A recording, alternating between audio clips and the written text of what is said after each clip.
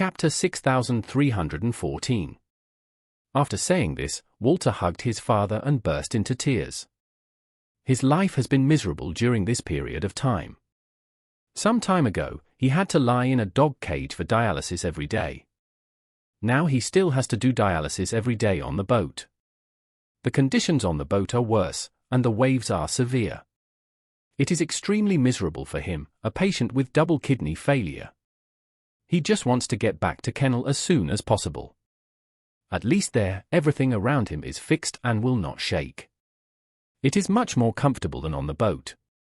Thinking that he could not help but miss the kennel, Walter was in despair and couldn't hold back his tears. The soldier who was responsible for taking close-ups of his face came closer and took pictures of him crying. This kind of true emotion was definitely the most valuable shot for kidnapping and extortion.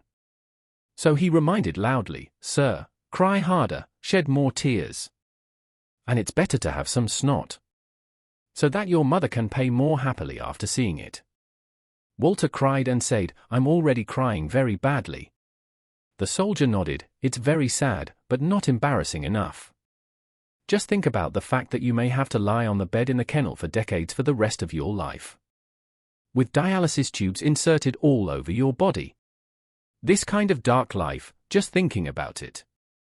It is already very desperate, right?" When Walter heard this, he burst into tears.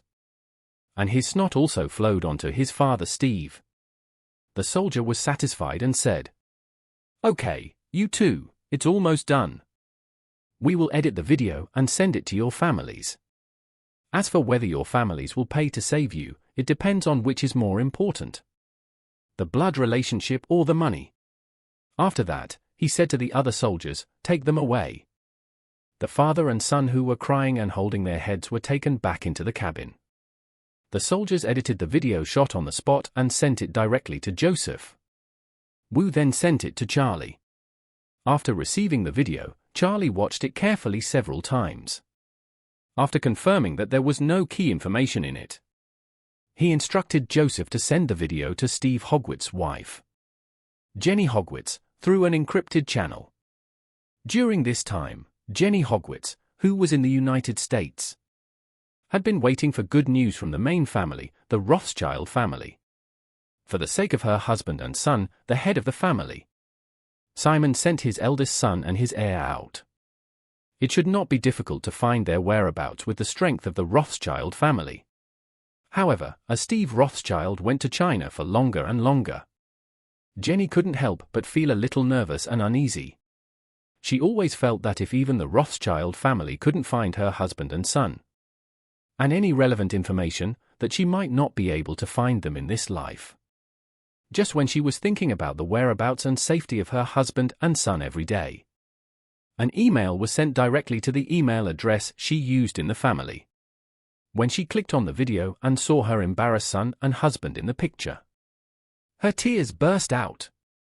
At the end of the video, when the masked man asked her to pay $1 billion in cryptocurrency, she immediately picked up the phone and called Simon, the patriarch of the Rothschild family. Originally, Jenny's identity and status were not worthy of contacting Simon directly. But last time at the family meeting, Simon gave Jenny his contact information in order to show his importance to the collateral family, so that she could call him at any time if she had anything. However, Jenny didn't dare to call directly to inquire about the progress of the matter. So this was the first time she called him. Simon didn't record her cell phone number. When he saw a strange number calling his personal cell phone, he asked in a cold tone, "Who is it?" Jenny cried and said, "Your Excellency, it's me, Jenny. Jenny Hogwitz." Simon suddenly realized and said lightly, "It's you. Steve is following up on your husband and son's affairs in China. Don't worry. I will let him inform you as soon as there is any progress." Jenny hurriedly said, "Your Excellency, I just received a video. My husband and son are kidnapped. They are not in China, but at sea.